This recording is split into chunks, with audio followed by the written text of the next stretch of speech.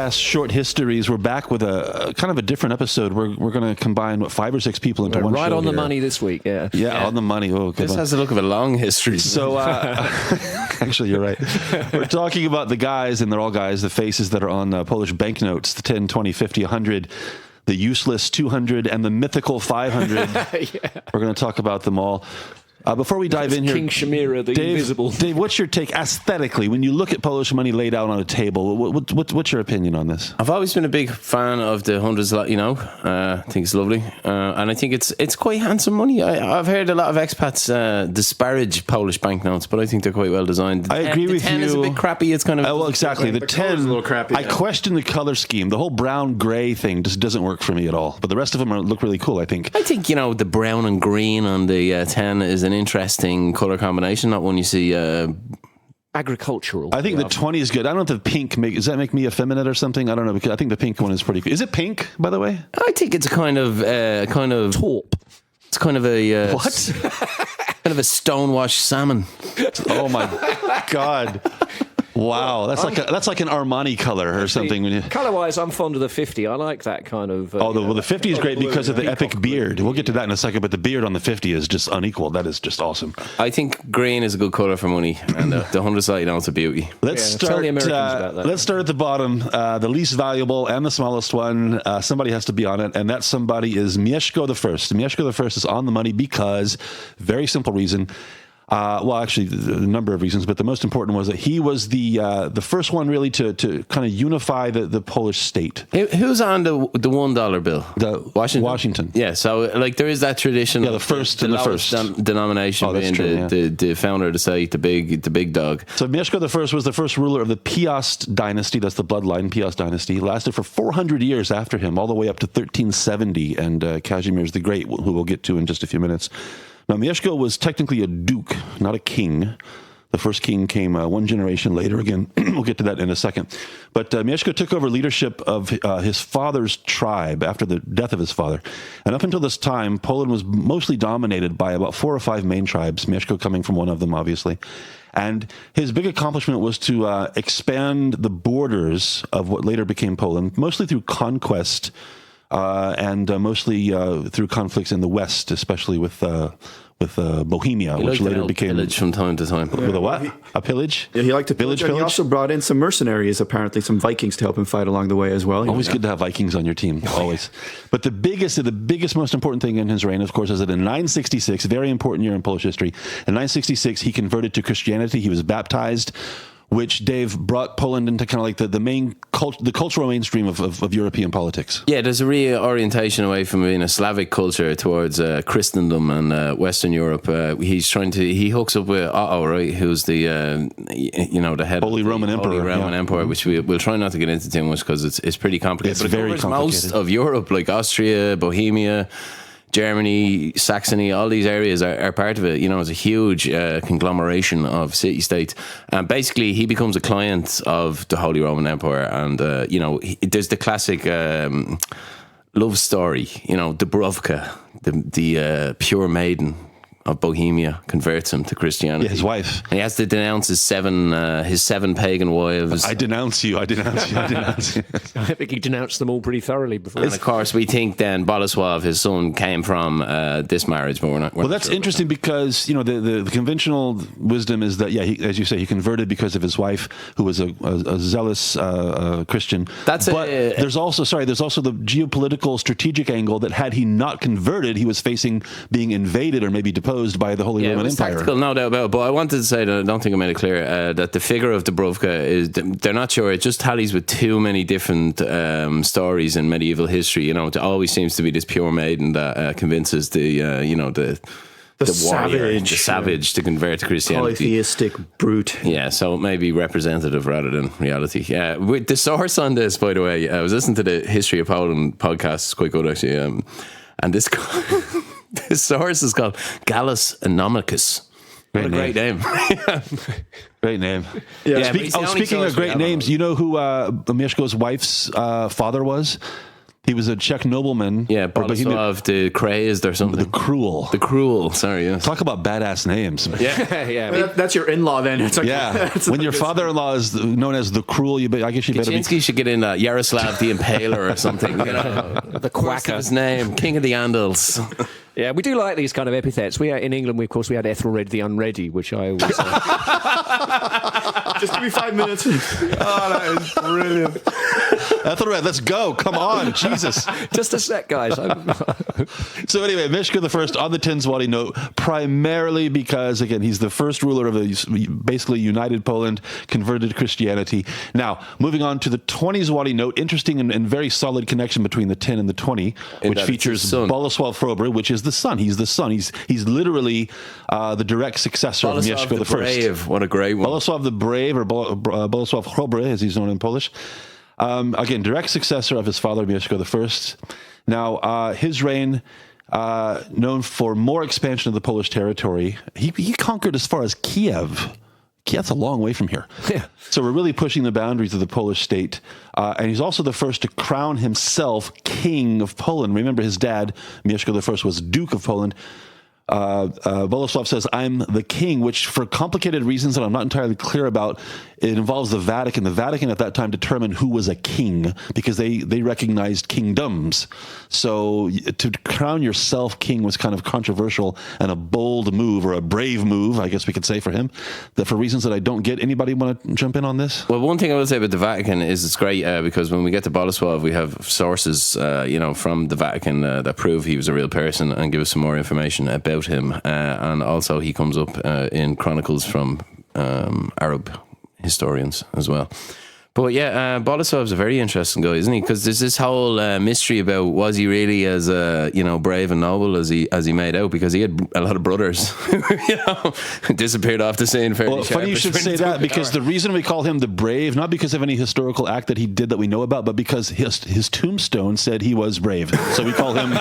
It's all about It's branding. true. It's branding. Excellent PR So we work called him Boleslav the Brave because somebody put it on the tombstone. Yeah, exactly. Interesting thing about his reign, I thought this was interesting. He was the first one to establish a monetary unit in Poland. And at the time, it was called the grzywna.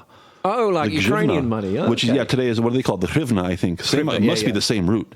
And the grzywna wasn't a coin, it was a unit of weight in silver, about 200 grams. And that was one grzywna. And I guess, Dr. Mike, the fact that today the word grzywna means fine, as in like a financial penalty, that cannot be a coincidence. That's probably. I never realized it, but yeah, you're right about that. It probably just has to do that. You have to pay one and whatever that unit was called, Exactly. and that just became a regular fine. Exactly.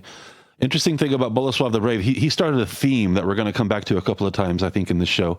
Again, his father brought Christianity to Poland. Boleslav the Brave kind of deepened that relationship with the church by establishing a network of churches, including a cathedral in Gniezno, which was the capital of Poland at the time. That was the royal seat of kings at the time. Right? Exactly. And the funny thing is, the controversial thing is, or maybe the hypocritical thing is, that Boleslav had 7 kids by 4 wives. Now, first of all, the 7 kids thing and the 4 wives, you have to remember at this time, So judgmental, John. death and childbirth, unfortunately and tragically, was a very common thing. And so it wasn't unusual for especially an important political figure to have multiple wives. But in his case, that wasn't what was going on here.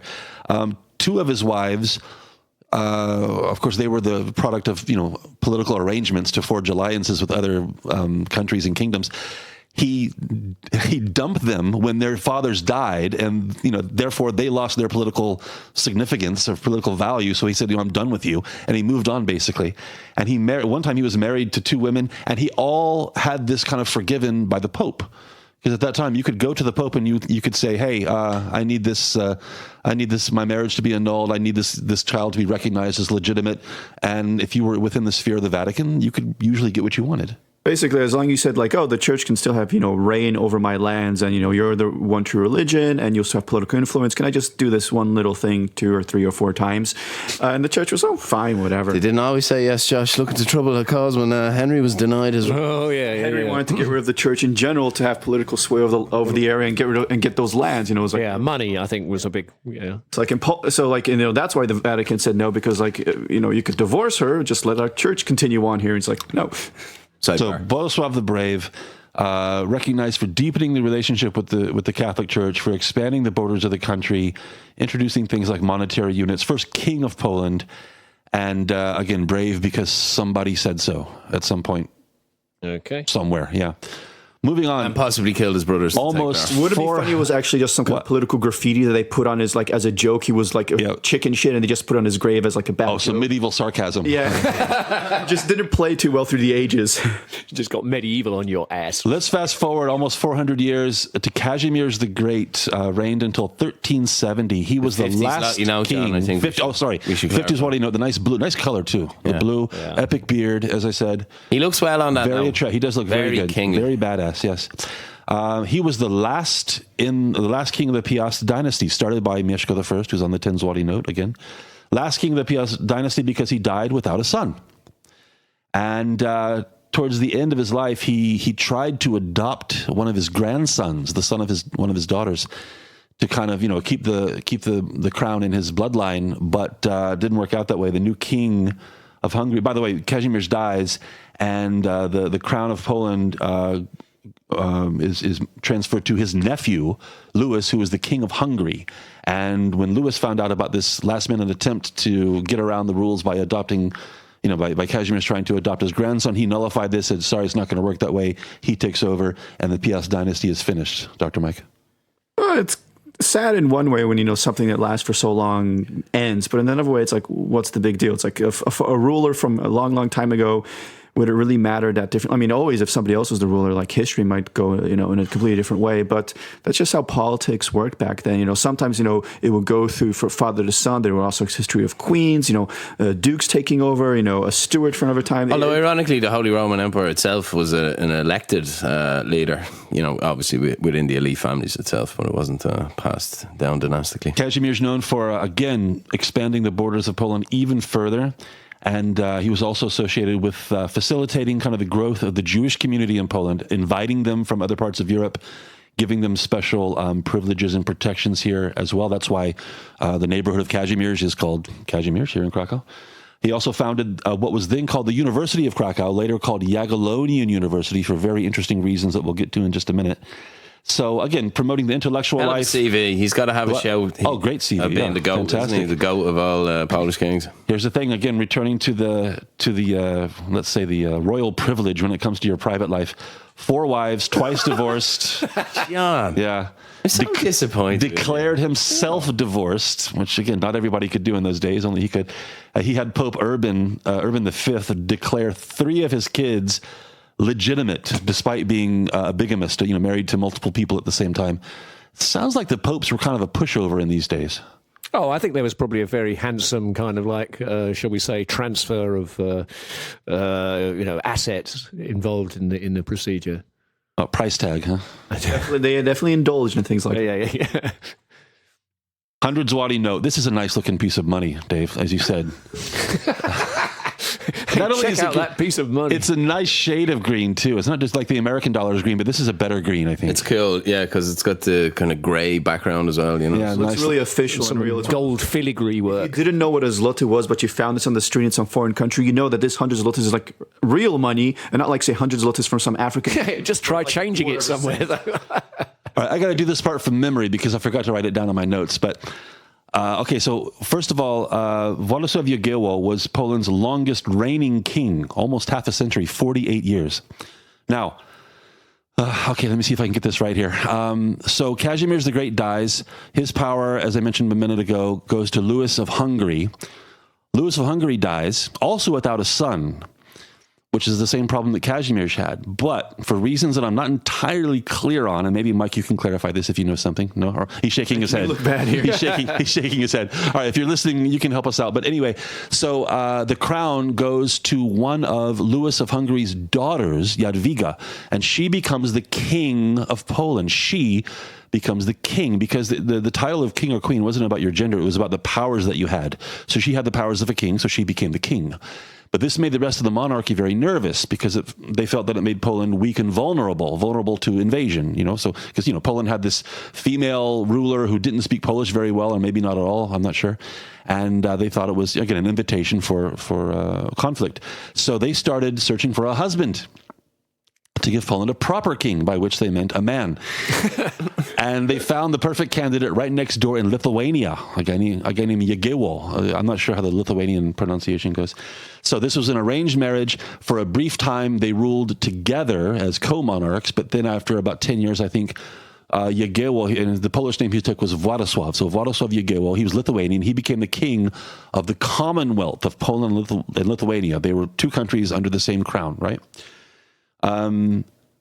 Did I get that right, Dr. Mike? I think I did. I think that sounds about what I remember from history classes before I fell asleep. Yeah. Here's the interesting part.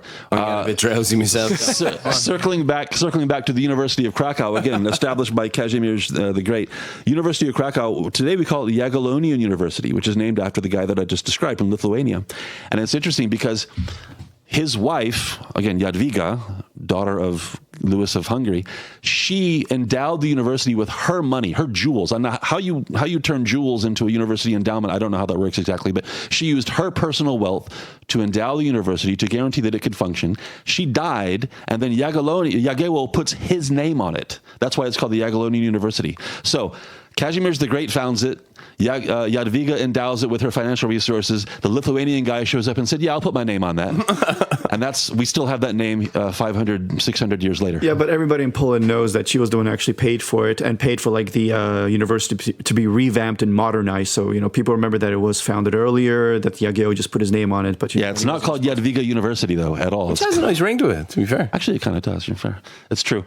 So Jagiełło got kind of a good deal on the whole thing. He wasn't even Polish. He gets the Polish crown. Oh, and by the way, this is the beginning of, this is maybe a separate show, but this is the beginning of the Polish-Lithuanian Commonwealth, which was eventually the reason why the capital of Poland was moved from Krakow to Warsaw, because until this time, Krakow was more or less in the middle of the kingdom, but after the union with Lithuania, Krakow was suddenly kind of on the southwest edge of a much bigger kingdom, and when they had governmental meetings, representatives from the new Lithuanian lands had a much greater distance to travel, so they started using Warsaw as a more convenient middle ground, which led ultimately in 1696 to 1696 when the capital was formally moved to Warsaw, even though it was de facto the capital well before that. So an episode on that. It's all complicated, very complicated. 200 zlotys. Now we get into the useless range here, where if somebody puts 200 zlotys into your hand, it's nice to have, but practically McDonald's nearby, so you can change it. Radioactive item. We've talked about this before, but it's basically useless in Poland. Sigmund, different conversation. The first Stara, Sigismund. I can't say that. Sigismund. Okay, let's say Zygmunt. Zygmunt the Old. What kind of name is that? That's a great name. It makes you sound you think it's a great name? Yeah, if you're like 22, fresh-faced king, if you call yourself the Old, when your letter arrives in a foreign land, they won't see who wrote it. They'll just think you're all wise and shit. Yeah, okay, maybe it is old in the sense of wise. Not old in the sense of tired and decrepit and kind of senile. What was it again, Josh? The unready? Yeah, Ethelred the Unready. Yeah. I just wonder. I'm not sure if he got this nickname right when he started his monarchy or his reign, or is something got attached later on. That's probably. One thing. How old was he when he died? Well, let's see. He's 1467 to 1548. So he got 81. Oh, that's a pretty good age at that time. Era, that is super old. So good innings for Siggy. Anyway, he's the same dynasty as Jagiełło, the Jagiellonian dynasty, and Zygmunt. Is that your favorite dynasty? Zygmunt made a What's your favorite dynasty? My favorite dynasty? Well, that's a good question. Are we talking about the soap opera now? I have no idea. Never thought about it. But Zygmunt made a name for himself as a great patron of the arts, and he kind of led the movement that attracted the Renaissance influence. Yeah, exactly. The Italian artisans to come here and work on any number. Here in Krakow, their work is evident all over the city and all over the country, really. Terracotta tiles everywhere. And certainly all over Wawel Castle. But he was also involved, Zygmunt was involved in a very important event that basically brought the very long conflict with the Teutonic Knights to a close. If you go to the Rynek here in Krakow, I think on the south side, just not far from the top of Grodzka Street, there's a, what do you call it in the ground? Like a little, it's not a plaque exactly, but is it a plaque? Or like a memorial stone? There's like a stone in the ground, and it says Hold Pruski, 1525. Hold means like tribute. And this marks the spot where the Grand Master, the best name ever, Dave, the Grand Master of the Teutonic Knights It doesn't get better than that. That is super badass. Slightly tainted by the KKK, but yeah. Grandmaster, maybe. The Grandmaster of the... I know it's a Grand Wizard in the KKK. Yeah, it's Grand Wizard, yeah. Grandmaster of the Teutonic Knights came to Poland to pay tribute to the monarch, that's of course Sigmund the Old, and kind of renounce further territorial claims against Poland, and in return he accepted the title of Duke of Prussia, and the Duke of Prussia was... paid tribute to the monarch of Poland for, I think, the next 200 years or something like that. But Nice. 11 kids... I like the kid count here for some reason. 11 kids by 2 wives and a mistress that everybody knew about. What's up with that? He was a king, dude. They get around. Yeah, but would a 16th century king make any effort to hide a mistress? They tend to wake up in the morning and go, I'm a king. Yeah, you. Bit of Come here. riding today. You're the next It's known as mistress. lèse majesté, isn't it? Yeah. Dr. Mike, any thoughts on Sigmund the Old? No, I just have to agree with the whole fact that his name does sound pretty cool. Then we get to the 500. Now, show of hands What you here. have to say after these beautifully concise histories you're giving, John. Very impressive. yeah. Maybe not a show of hands because this is a radio show or a podcast, but okay, a verbal response if it here. was a radio show. Who has seen, like, who's held a 500 zloty note? I've never seen No. a 500 like no. I had no idea it existed until we started to do that.